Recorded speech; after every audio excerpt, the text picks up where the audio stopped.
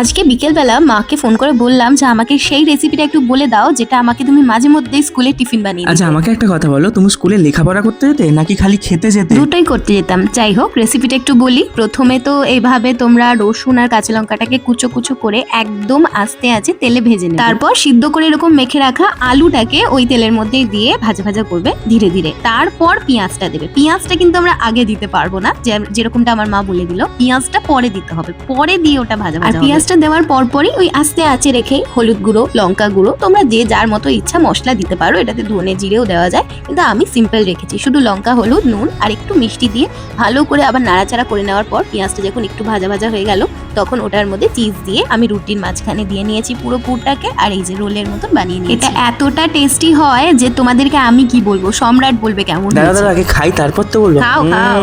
অনেক সুন্দর কিন্তু। ভালো? দুর্দান্ত খুব হয়েছে। তো বলছিলে, এখন কেমন লাগছে না বলো? না সত্যিই ভালো হয়েছে।